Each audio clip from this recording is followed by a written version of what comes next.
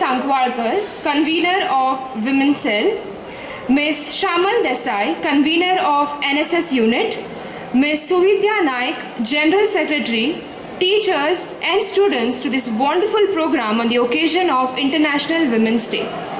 This day celebrates their rights and role in our lives and society. It is a day dedicated to women, a symbolic reminder of historic journey they have taken globally to better their lives. And that, while a lot has been achieved on that front, the journey is still long and more needs to be done. I am Vedha Gavde, student of 3rd year BA B.Ed and your host for today. It is a mark of undying tradition to invoke the Almighty at the beginning of an important event like this. A great philosopher, Soren Kierkegaard, once said, "The function of prayer is not to influence God, but rather to change the nature of the one who prays." Let us begin with the word of prayer. I would like to call Ms. Divya Chari from 1st year BA B.Ed on stage to say the prayer.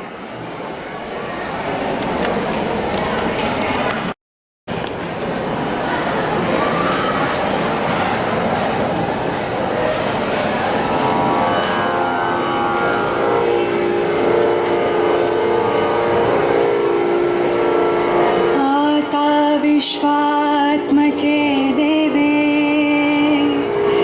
येणे वाग्यज्ञे तोषावे तोषोणी मजद्यावे बसाय दाने जे घरांची व्यंकटी सांडो तया सत्कर्मी परस्परे पडो मैत्र जीवांचे दुरितांचे तिमिर जावो विश्वस्वधर्म सूर्ये पाहो जो जे वांछिल तो ते लाहो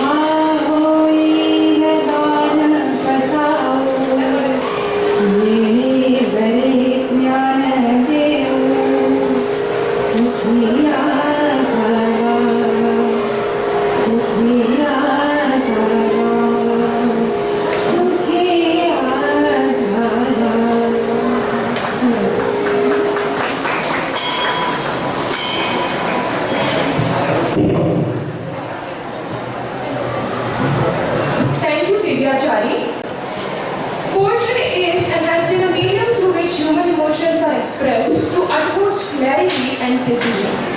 Poetry is a feeling that is put forth in words. I would now request Ranjita Gowdy to recite a poem.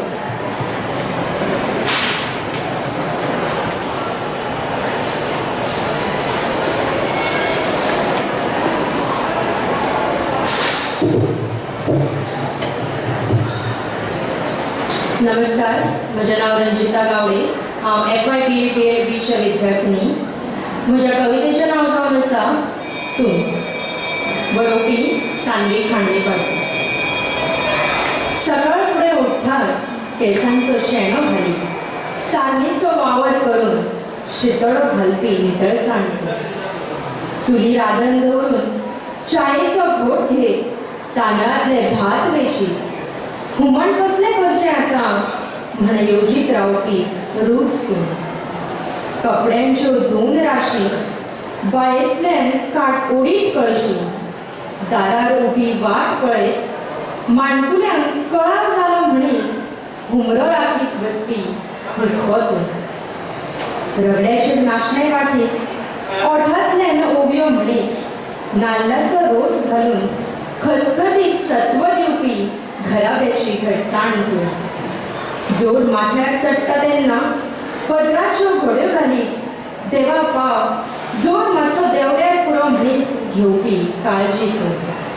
गर्भकुडींतली सासाय तूं, पोस्ताण्याची पिसाय तूं. सूर्योदया सावन सुर्यास्ता मेरेन संवसार सोबोवपी सोबाय तूं.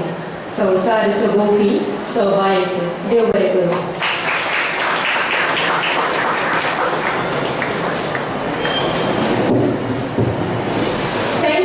That was an amazing one. I request our principal to deliver his customary welcome address and introduce the chief guest to the audience.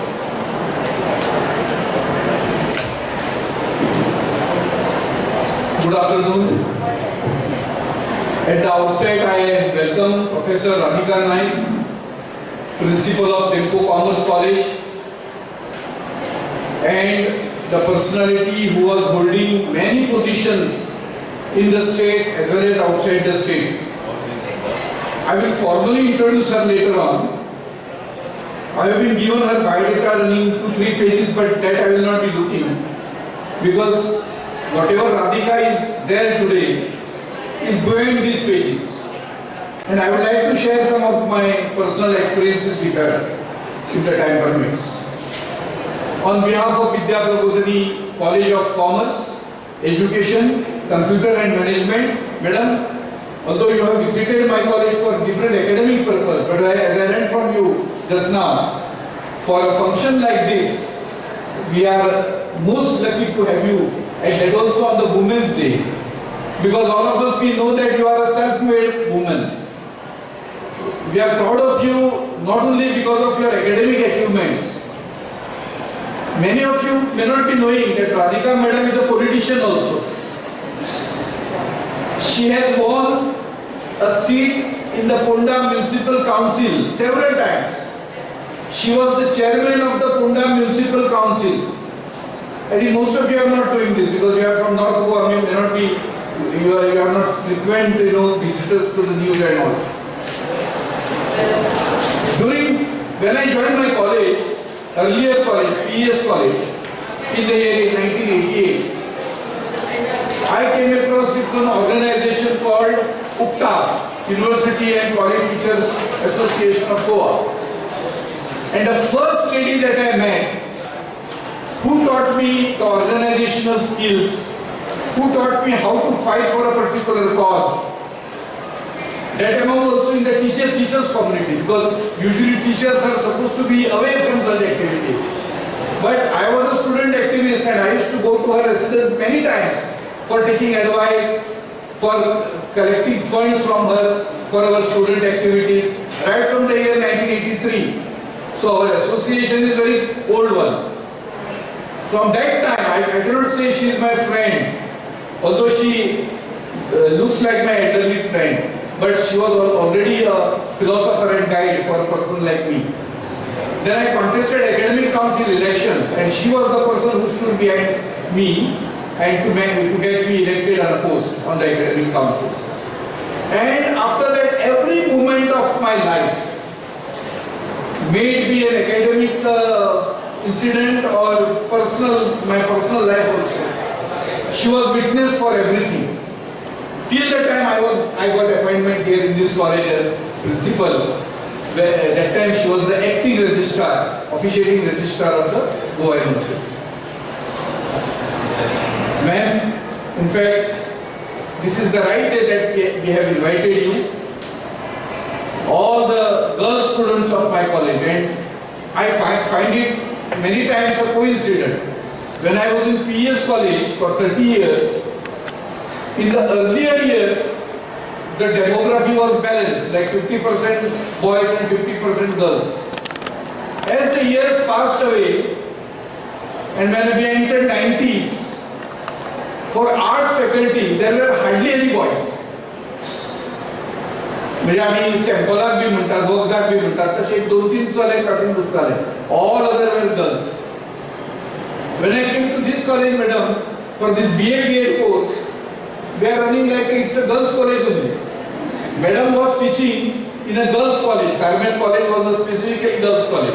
But now most of the colleges in Goa, they have turned out to be girls' colleges.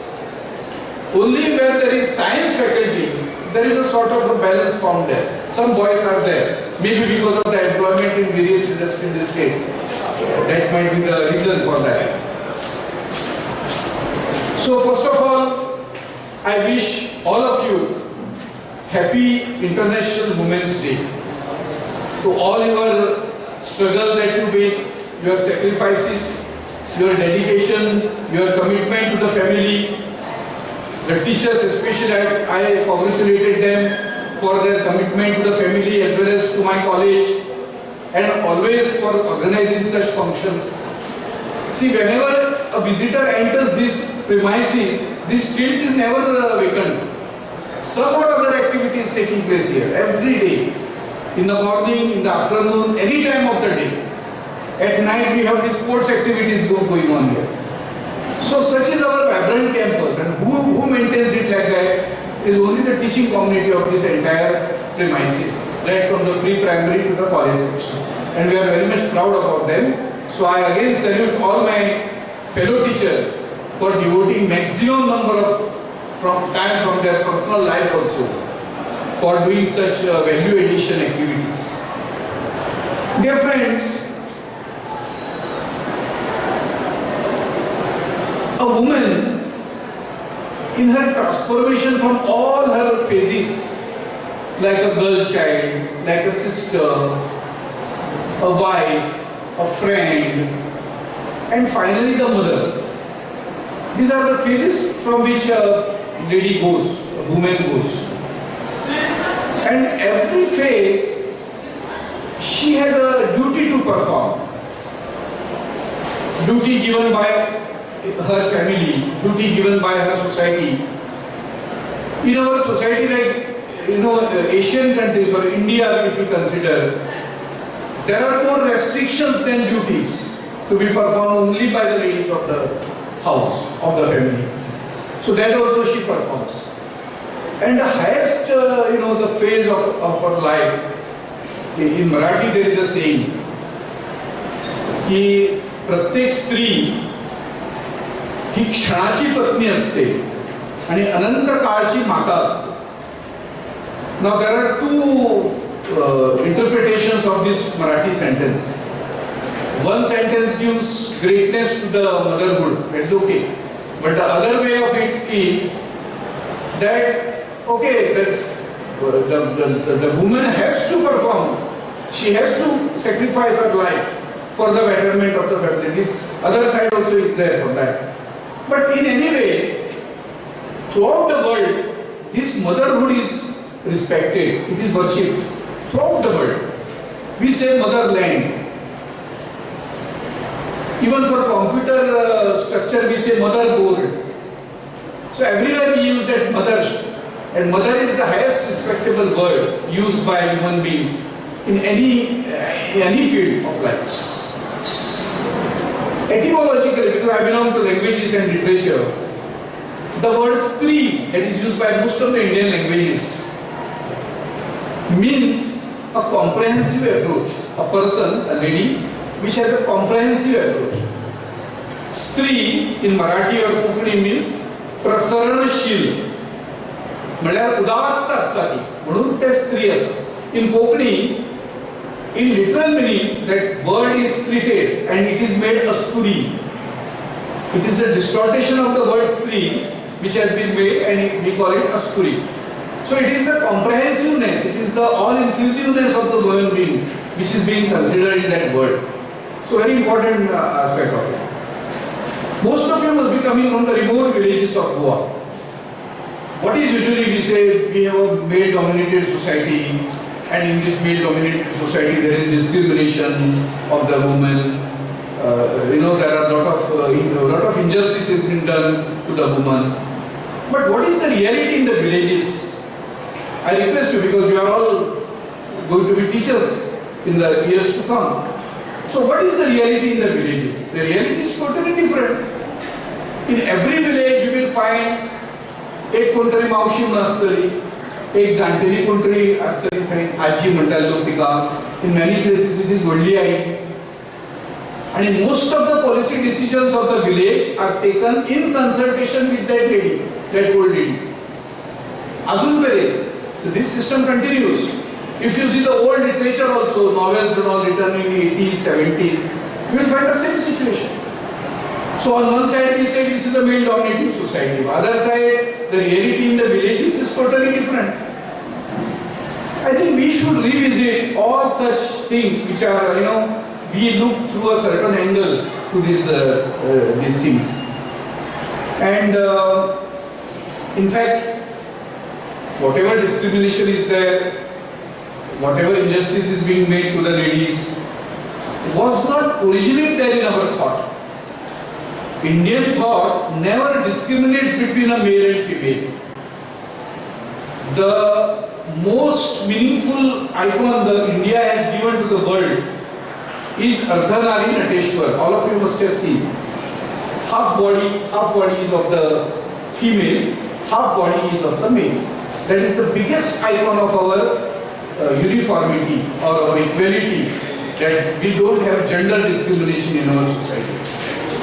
In fact, ladies are worshipped as goddesses and goddess at many times. We don't say Krishna Radha, we say Radhe Krishna, we say Radhe Shyam. Okay, we don't say as I give the example, Radhe Krishna we say Sita Ram, we don't say the other way. Ram Sita we don't say. Name of the lady is taken first, in the name also.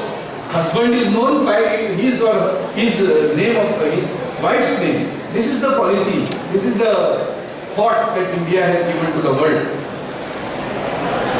I would like to give a small example, but what has happened over a period of time, although you are educated and all, you can just check whether this is true at your home also. Consider a hypothetical situation. Your mother is alone at home. She might be working or she is a housewife. Anyway, she is alone at home. And your colony people approach your house. They ring the bell. Your mother will open the door. Those people who have come, they have come to ask for a donation, maybe for some Christmas party or Ganesh party or Narkasur Garba donation, whatever. You just check with your home what is going to happen. Whether mother will go inside, she will open her purse, draw some money from there and give it to them, or what she will do.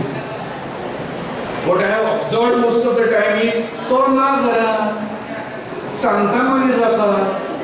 This is the reply that is given, even by the employed ladies also. Otherwise they could have said, see, this is my contribution of 500 rupees or 100 rupees, whatever it is. I will tell my husband also, he might give more amount. You can meet him later. This is the expected answer. This is from my earning. Whether if she is having financial, she is not, she is still financially dependent on her husband. Even if she is earning. Just check with your homes what is going to happen. So I think this is the day where we have to revisit, we have to think on such issues where there is a need, where we have to do the women's emancipation, as we call it. And we have today Radhika Madam with us, who is the best example she has set in her life, which we can say as an adarsh for all of us, how a lady should progress independently, confidently, by maintaining her own personality. She has led everything, as I told you. She has led a political, a government structure. She has led a organization of teachers, union of teachers. Everywhere, in every walk of life, she has shown that a lady is equal with that of a male. So with these words, I welcome Radhika Madam again. I welcome our chairman Sanjay Balwalkar. I thank Dr. Sonali and her entire team for organizing this beautiful event. Thank you.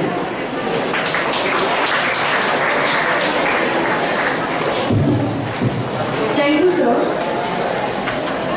Poems mirror your heart. The sole reason we write poems is to express feelings that won't come out in any other way. Therefore, I call upon Preksha Joshi, first year BA, to recite a self-written poem on Stree, meaning women.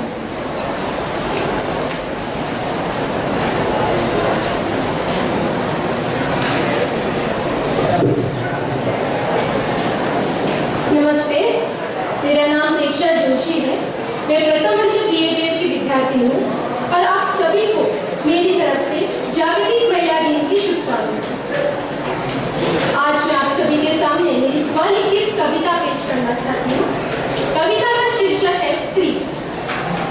स्त्री है तो माँ है, स्त्री है तो सास है, स्त्री है तो माँ है, स्त्री है तो सास है, स्त्री है तो बहन है, स्त्री है तो ननद है, स्त्री है तो बहन है, स्त्री है तो ननद है, स्त्री है तो पत्नी है, स्त्री है तो भाभी है, स्त्री है तो पत्नी है, स्त्री है तो भाभी है, स्त्री है तो चाची है, स्त्री है तो बुआ है, स्त्री है तो चाची है, स्त्री है तो बुआ है, स्त्री है तो मासी है, स्त्री है तो मामी है, स्त्री है तो मासी है, स्त्री है तो मामी है, स्त्री है तो दादी है, स्त्री है तो नानी है, स्त्री है तो दादी है, स्त्री है तो नानी है, स्त्री है तो बेटी है, स्त्री है तो सगी सहेली है, स्त्री है तो बेटी है, स्त्री है तो सगी सहेली है, स्त्री है तो शिक्षिका है, स्त्री है तो विद्यार्थिनी है, स्त्री है तो शिक्षिका है, स्त्री है तो विद्यार्थी।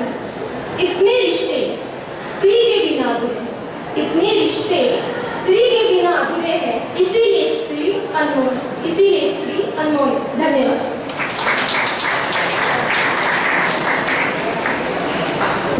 Thank you, Preksha.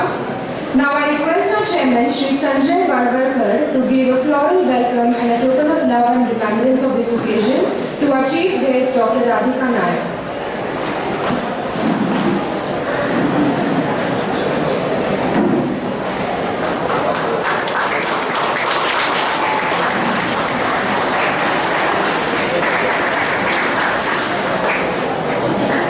Thank you, sir.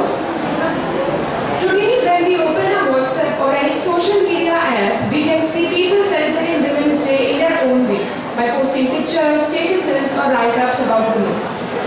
We all have our own way of celebrating Women's Day.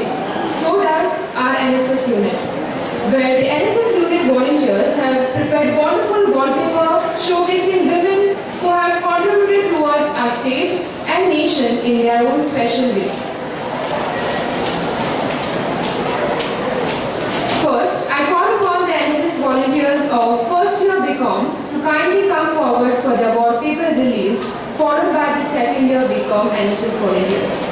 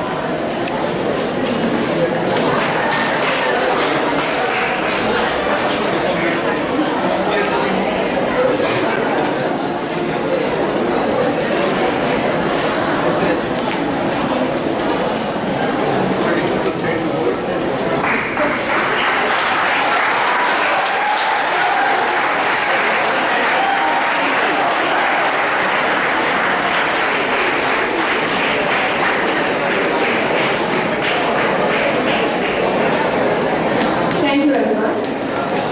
The International Women's Day 2022 campaign theme is #Break the Bias. It intends to promote a gender-equal world which is free of bias, stereotypes, and discrimination. A world that is diverse, equitable, and inclusive, and where difference is valued and celebrated. And hence, our theme for today is gender-based discrimination at workplace and its redressal. I would now request our chief guest, Dr. Radhika Nair, to address the gathering on the said theme. I request all the dignitaries to kindly occupy the seats in the audience.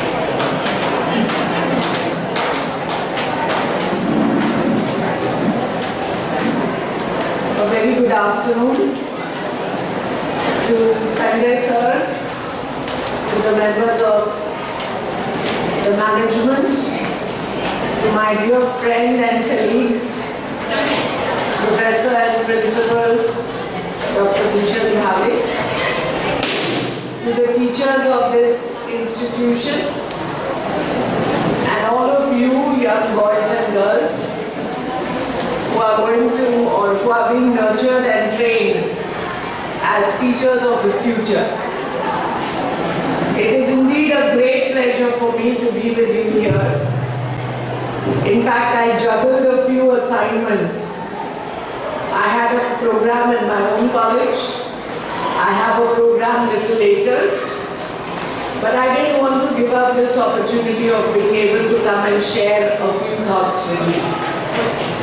But before I go on to share those few thoughts, let me thank the institution and Principal Dhave for the invitation.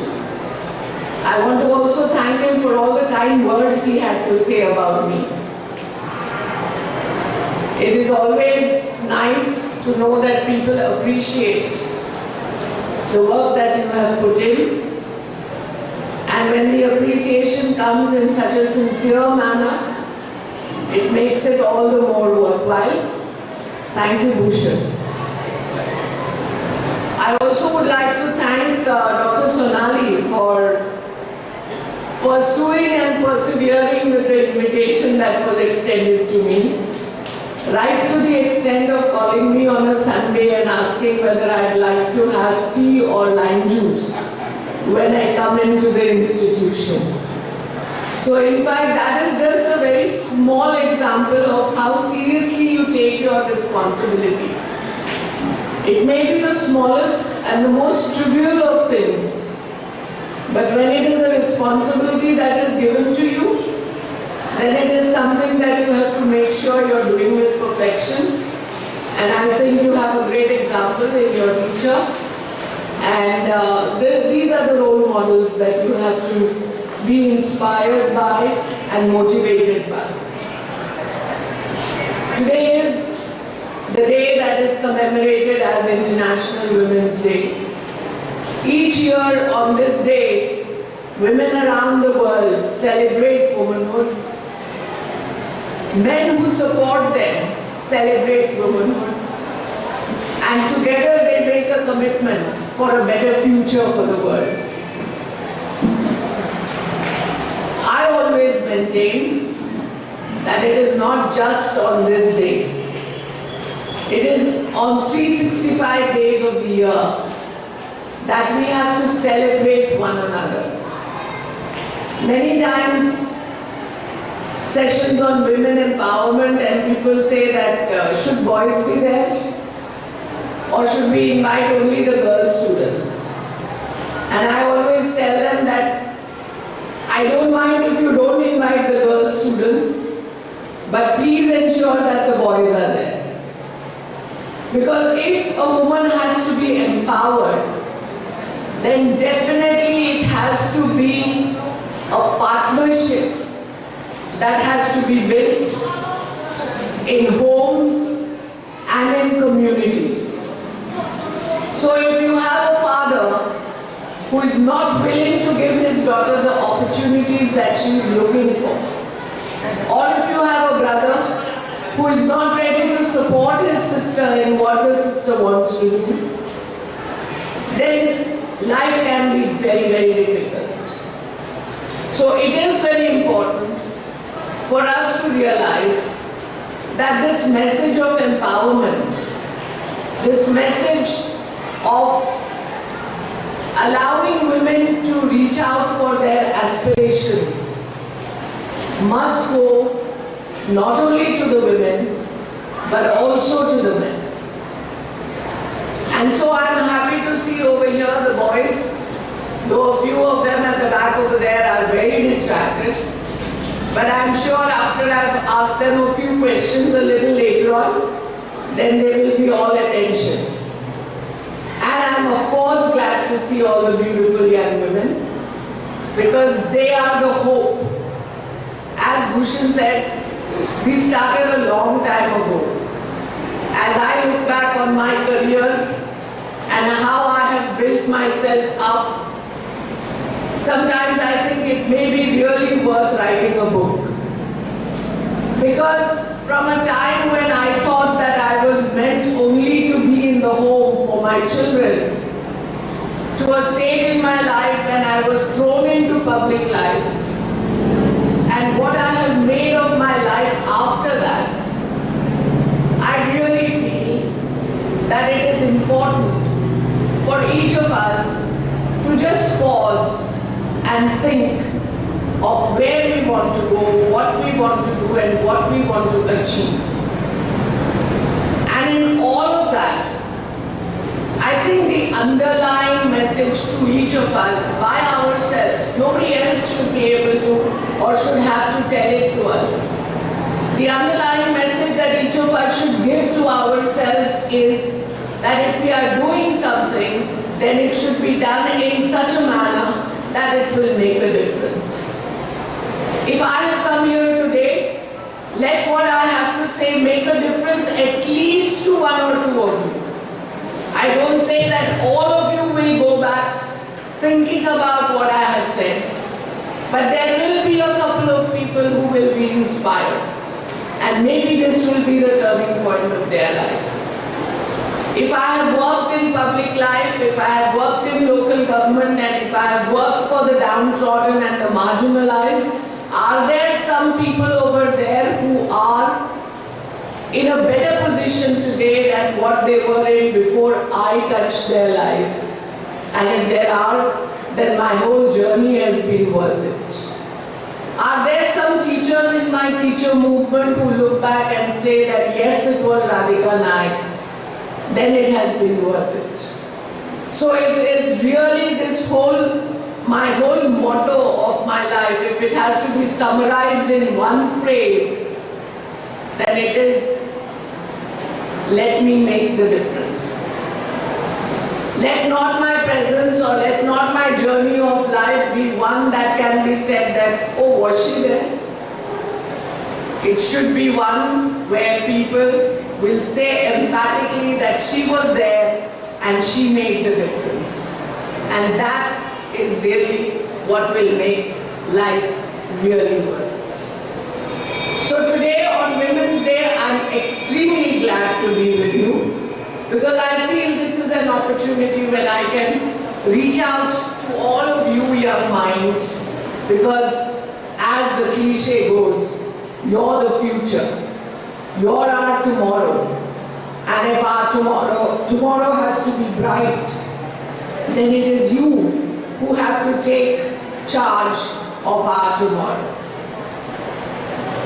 I was given a topic for today based on the theme for this year announced by United Nations, which says gender-based equality today for a sustainable tomorrow. And then of course the specific theme that was suggested to me was gender-based discrimination at workplace and its redressal. I was listening to Bhushan when he was talking about what happens in the villages where there are these elderly ladies and what they say becomes the rule. And I wished that it was true for the whole world. Unfortunately, we do find that in those, Goa may not be the best example, but if we look at the northern states, if we look at what were referred to as the Bimaru states at one time, Bihar, Maharashtra, Madhya Pradesh, Rajasthan, Uttar Pradesh, all these states, populous states, very heavily and densely populated. And if we look at the status of women over there, unfortunately, the status of women leaves a lot to be desired. And it is over here we can see that there is so much gender bias. It is here we can see how much or how badly treated women are. And I used to say this in my lectures in Indian economy for population studies. And I would say, as I said just now, that Goa may not be the best example. तुमचे घरांनी असले example मेळचे ना अशें हांव म्हणटालें क्लासीन. कसले एक्झाम्पल काय म्हण विचारल्यार जर विसवणाची बरी व्हडली पोस्तां हाडली जाल्यार तुमकां सगळ्यांक इक्वलूच मेळटा घरान, पूण सगळ्या कडेन तशें नसता. Then one of my students just put up a hand and said, "Ma'am, may I say something?" And I said, "Yes." "Ma'am, you're wrong. Even in Goa, even in our homes, it is still like that, ma'am. The best pieces go to my father and my brother. And then I get my share. And if at all anything is left, then it goes to my mother." And I can see a few smiling faces over here. What I'm saying sounds familiar to them.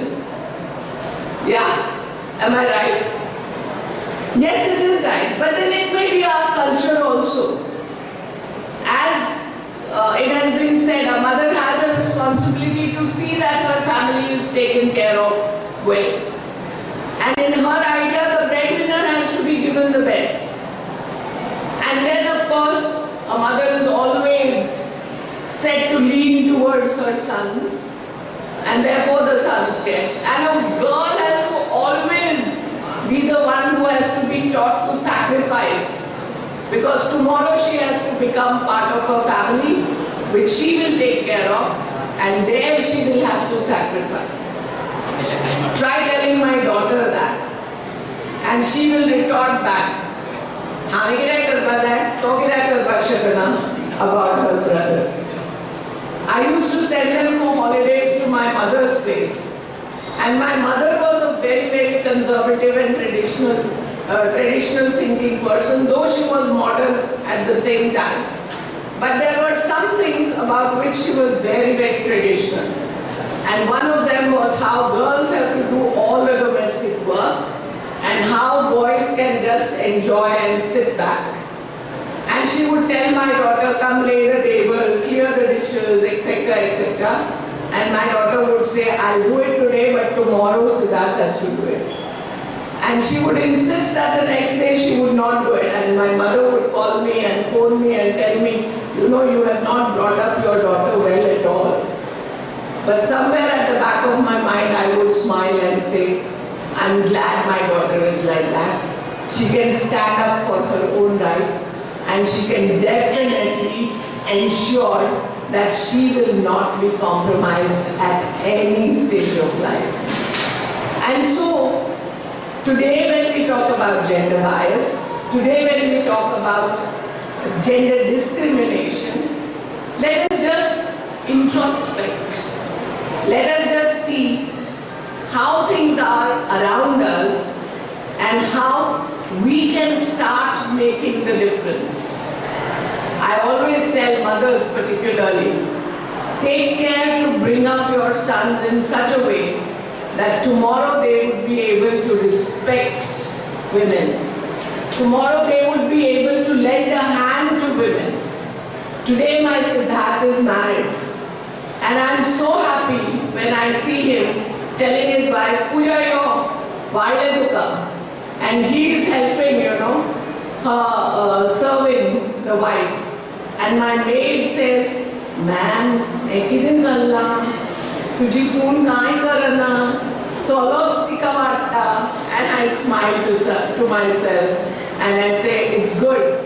This is where the change has to begin. This is where we have to start making a difference. Why should we expect that the daughter-in-law, the day she comes into the house, which is a new home for her, she must start doing everything that, you know, a domestic responsibility entails. So today, today when we are talking about gender bias, let us, as I said, introspect and see how we can start looking at things differently. Of course, as an academic, a PowerPoint is important and the definitions are important. So I have just put in a definition just for our reference. If you're asked what is gender discrimination at workplace particularly, because that was the topic that was given to me, gender discrimination refers to a job applicant or an employee being treated differently or less favorably because of their sex, gender identity or sexual orientation. Now normally it would refer to either a male or a woman also, or either a male or a female. But in India, in the patriarchal setup that we are in the male-dominated societies that we are in, gender discrimination always works one way, with the male discriminating against the female. So you will find n number of examples of discrimination of women, and maybe just one odd example of where the man gets discriminated against. And so we'll go by the majority and we'll talk about gender discrimination at the workplace, presuming that it is gender discrimination of the woman.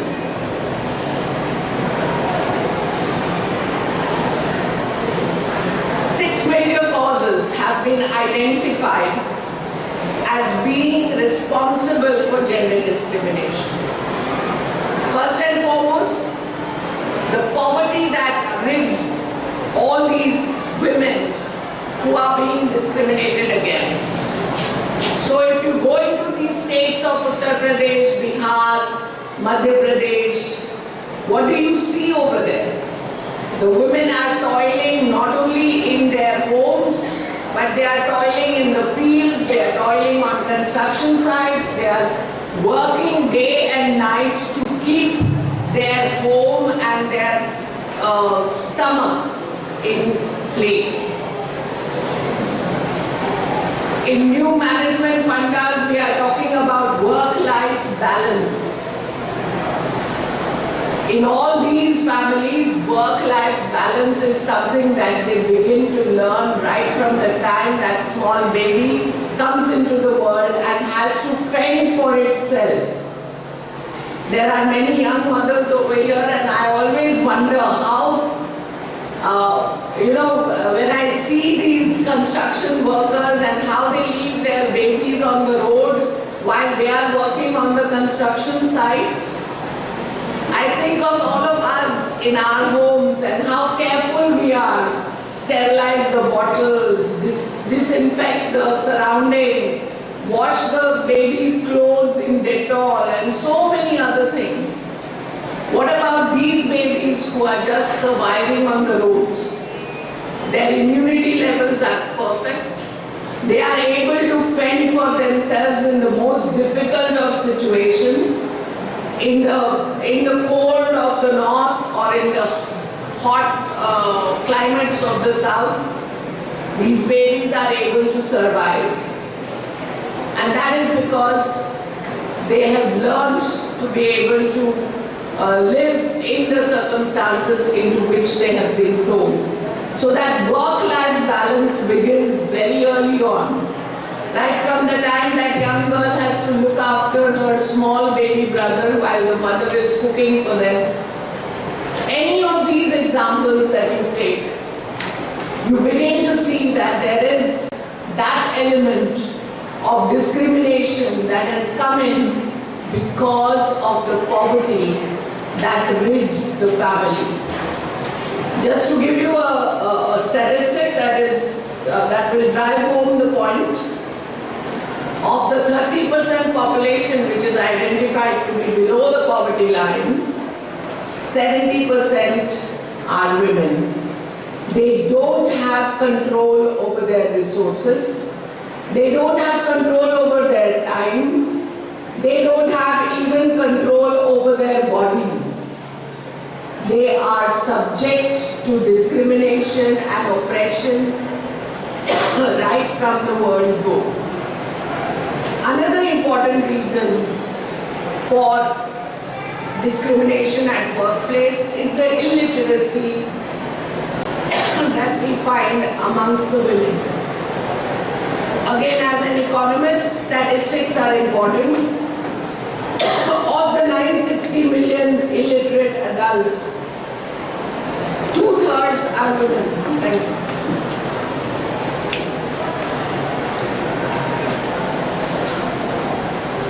Obviously, with this level of illiteracy, they are unable to find jobs.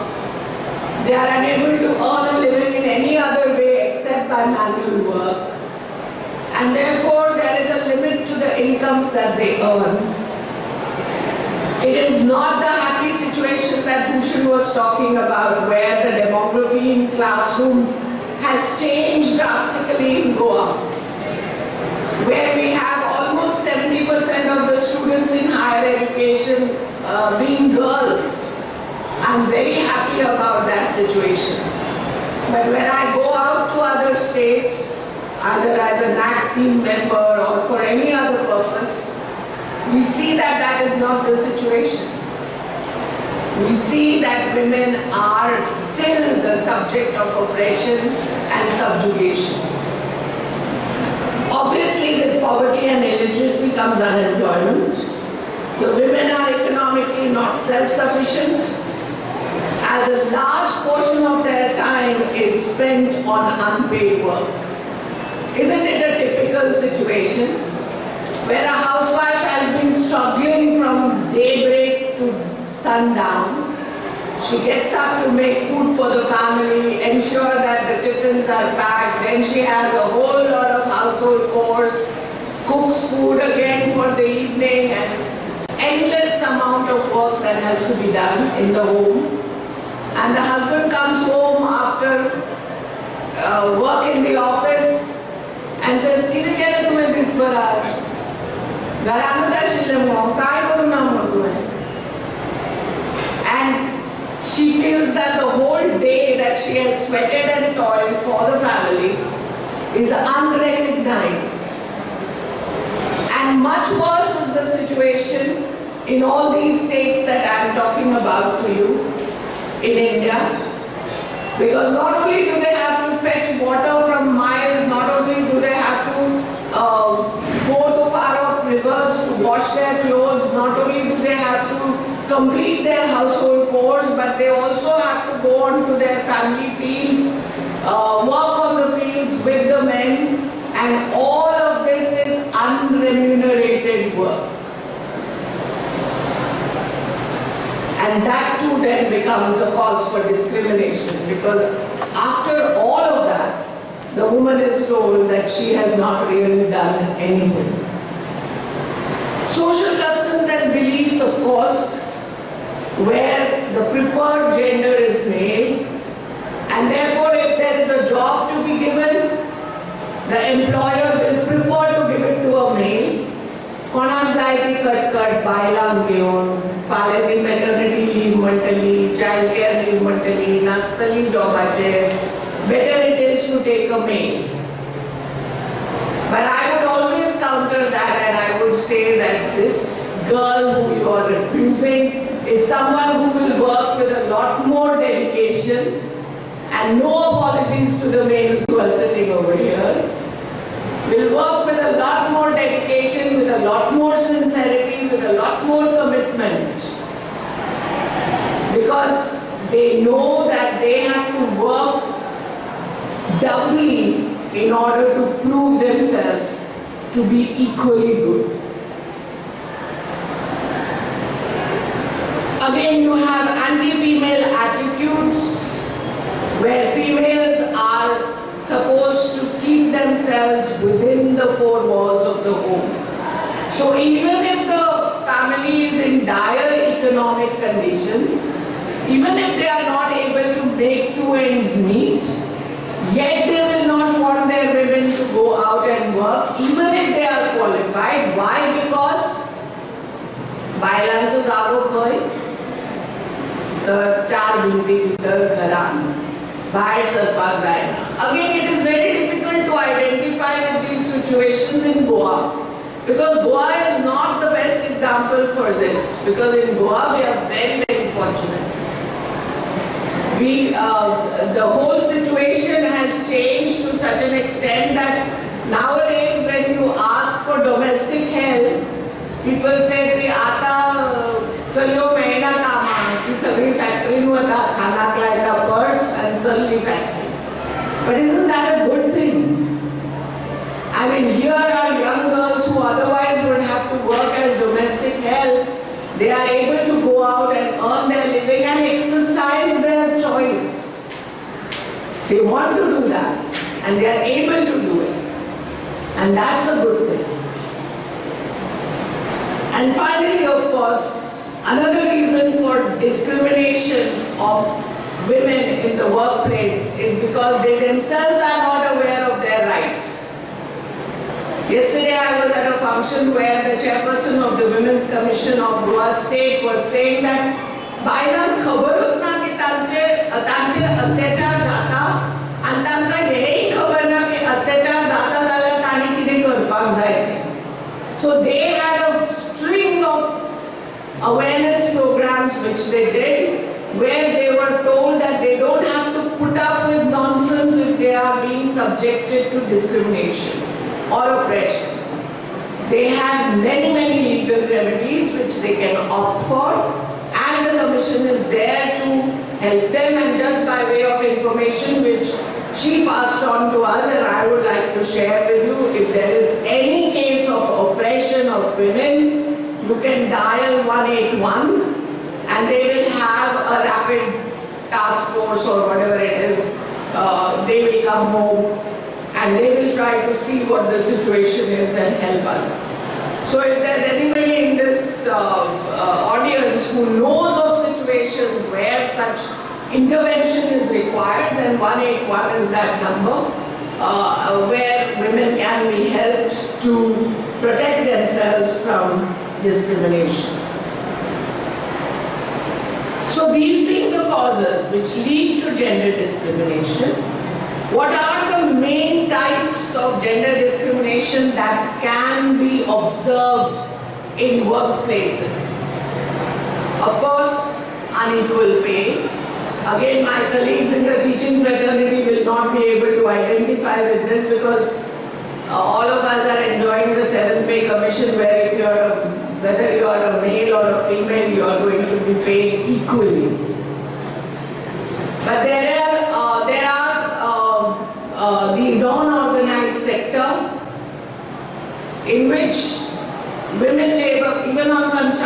sites, etc., you can notice this, that women labor are paid less for the same amount of work, for the same number of hours than their male counterparts. In industries, this happens with the same qualifications, with the same kind of work profile, yet women are paid less than men. So this is one form of gender discrimination. But what I have highlighted in red is the one that we have to really raise our voices against. And that is sexual harassment at workplace. And this is becoming more and more rampant. And sometimes I blame the women for it. You know, many cases that have come to our notice, girls are also very, very smart. They play along till it suits them. And this is what I want to tell the young girls. Don't take such risks. I mean, just because you think that you will get a promotion, just because you think that you will get a favorable transfer, just because you think you will get a position which you would prefer, you try to be nice to the boss is nice to you, and then finally one thing leads to another, and there comes a point of time when things get out of hand, and then you start screaming murder, murder, and then it's too late. So sexual harassment at the workplace has to be taken very, very seriously. If the perpetrator has to be brought to book, it is very important that the person against whom sexual harassment is intended takes a stand and raises her voice. Again, I am saying we are presuming that it is the women who are the victims, because male victims are a very, very rare case in a country like India. Then you also have racism, of course, caste-based discrimination that happens. There are also promotion of women that take place less frequently than men. And another very, very depressing situation is of women being afraid to ask for wages which they deserve or remuneration which they deserve, even though they know that they are working harder than their male counterparts, yet just because they feel that they may be thrown out of the jobs or because there is no job security, they think twice before wanting to ask for equal wages. I've highlighted sexual harassment, and I'm just going to ponder for a little more while on this form of discrimination. Sexual harassment has been defined by the International Labour Organization as unwelcome sexual advances or verbal or physical conduct of a sexual nature which has the effect of unreasonably interfering with the individual's work performance or creating an intimidating, frightening, hostile, abusive or offensive working environment. Anything that makes you uncomfortable. If you are in a class and your professor is just putting his hand on your shoulder and, you know, kind of making you, telling the world that but his intentions are different, then it is sexual harassment at workplace. And let me tell you that a girl can very well make out, and we are told about good touch, bad touch, etc., all these things. You can very well make out if a boy is looking at you or a man is looking at you with an intention which is something totally different than a normal intention. You can make out if that touch of that professor is fatherly, teacher-like, or whether it is for some other purpose. And we have had cases of these kind. And we have brought those people to book also. So despite them screaming from their rooftops, ki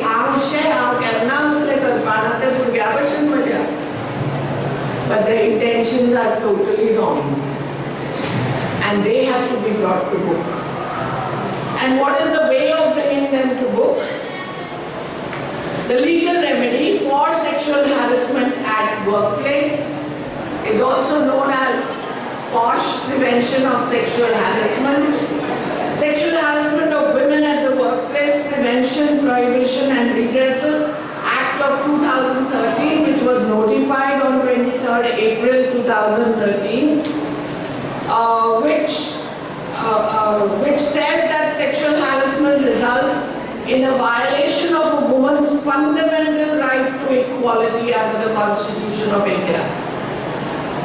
So the Constitution assures women fundamental rights, every citizen in fact fundamental rights, and if a woman is subjected to sexual harassment, then it is a clear violation of her fundamental rights as per the Constitution of India. And which are those fundamental rights that are getting violated?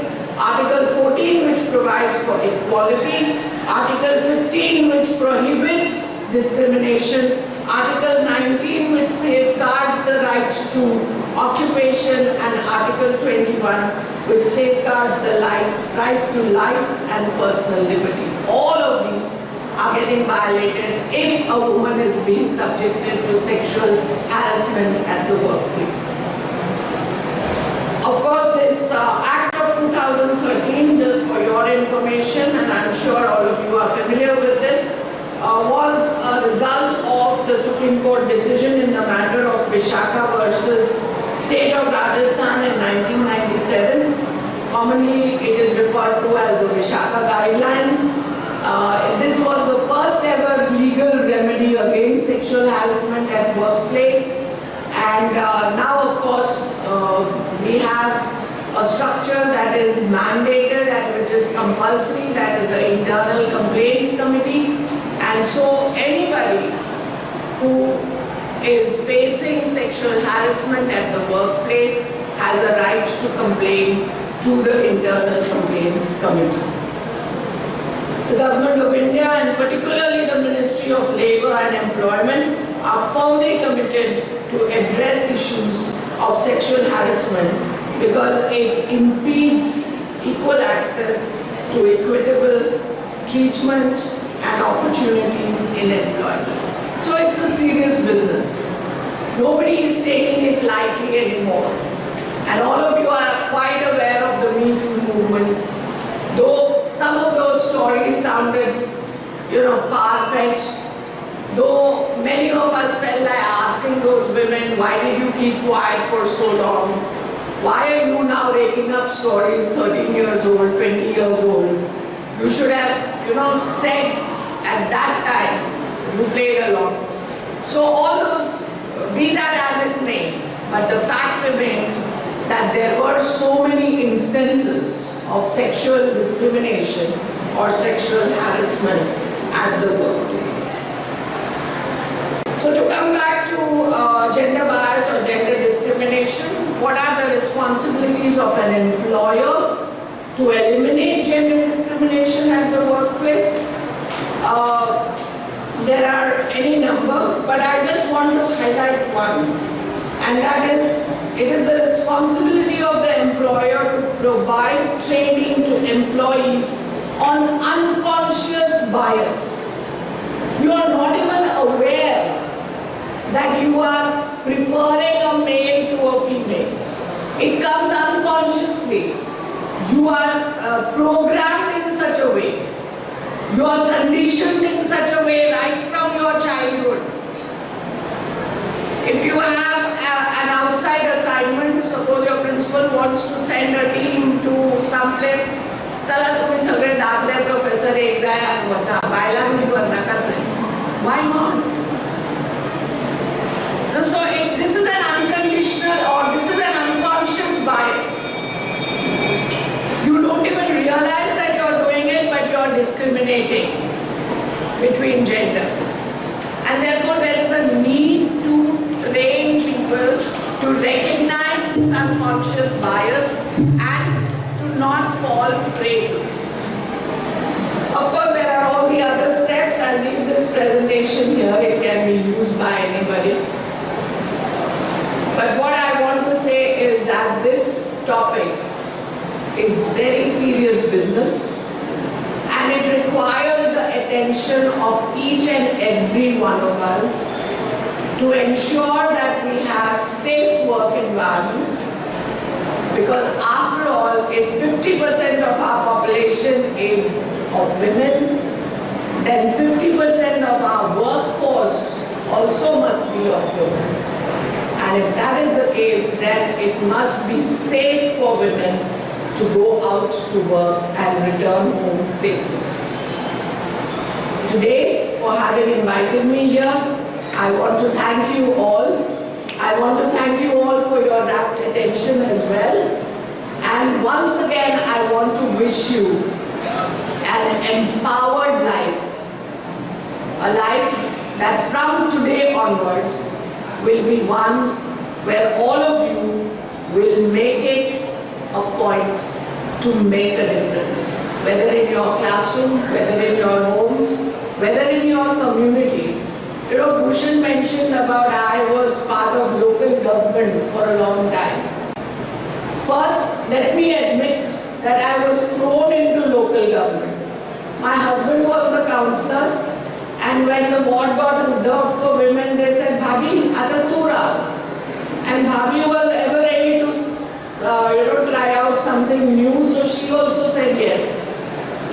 But once I got elected, and once I started seeing over there what are the problems and what needs to be done, I realized that it is an educated person, it is a person who can discern the right from the wrong, that can do the maximum good.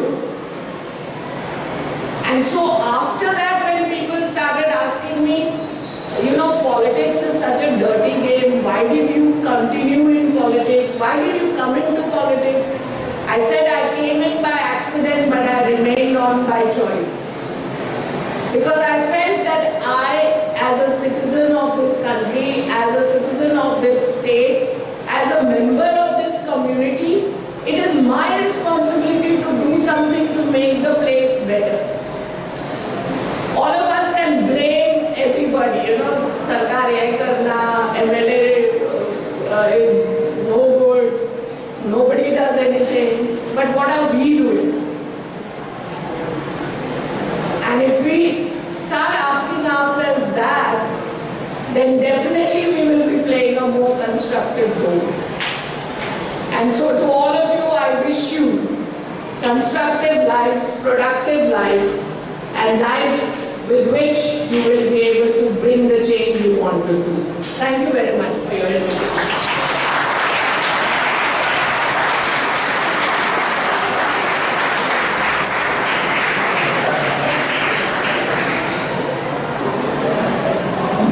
Thank you for sharing your views, ma'am.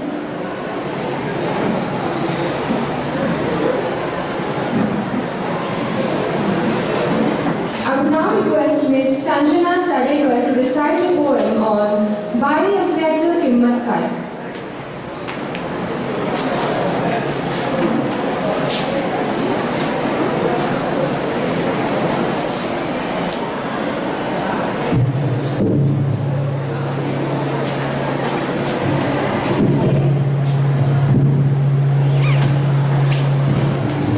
नमस्कार, माझं नाव संजना सोनू सडेकर. मी FY BE ची विद्यार्थिनी. आज मी तुमच्यासमोर एक कविता सादर करणार आहे. कवितेचं नाव बाई असण्याची किंमत काय. या कवितेचे कवी आहे श्री अमय बाग. ती मला म्हणते की एकदा मी होऊन बघ. ती मला म्हणते की एकदा मी होऊन बघ, तुला कळेल दुसऱ्यासाठी जगण्यातली गंमत काय. तुला कळेल दुसऱ्यासाठी जगण्यातली गंमत काय. एकाच जन्मी या बाई असण्याची किंमत काय. सगळ्यांना चांगली डिश देऊन मी कोथिंबीर चिरलेलीच घेते. जेवणानंतर घासायची एक डिश कमी करते. तुमचे पाहुणे येणार म्हणून ऑफिसला सुट्टी टाकते. ऑफिसची कामे तरीही सांभाळत तारेवरची कसरत करते. सगळ्या झोपल्यानंतर कळते की आता दुखतायत थोडे पाय. तुला कळेल दुसऱ्यासाठी जगण्यातली गंमत काय. एकाच जन्मी या बाई असण्याची किंमत काय? घरची सीमा असूनही मी सीमेवरती लढते. अंगणात रमणारी मी नंतर अवकाशाला भिडते. मी एव्हरेस्ट सर करते, मी लेक्चर कित्येक देते, मी थिरकते, मी बागरते, मी गाते, मी नाचते. मीच जन्म देणारी, मीच जन्माला पुरणारी, जन्मानंतरही मीच ती उरणारी. मी सृष्टी व्यापणारी, मी असण्याने तू आहेस, तरी जगताना तुझे नियम आहेत. मी जे करायचं नाही त्याची यादी तू केलीस. आई, बहीण, बायको, मैत्रीण डोळ्यासमोर का नाही आणलीस? वेगळे काहीच नसते, फक्त दिसतो वेगळे. तरीही आमच्या बाबत तुमचे विचार मात्र वेगळे. निसर्गाने ठेवलाय तेवढाच फरक राहू द्या, बाकी सर्व बाबतीत खांद्याला खांदा मिळू द्या. सोबत असता सोबत माझ्या तुम्ही सोबती हो, सोबत असता सोबत माझ्या तुम्ही सोबती हो. इकडून थोडा विचार कर, मग कळेल गंमत काय आहे. कळेल तुलाही, कळेल त्यालाही, बाई असण्याची किंमत काय, बाई असण्याची किंमत काय. धन्यवाद.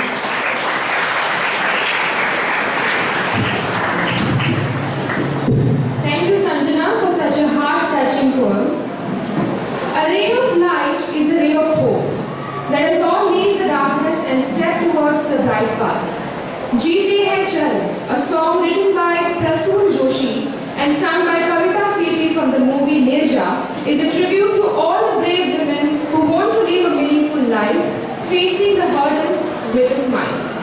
Now, I call upon stage Khushi Thakur from first year BA for a dance performance on the song Jeete Hai Chal. We hope you all will enjoy it. Please welcome her with a round of applause.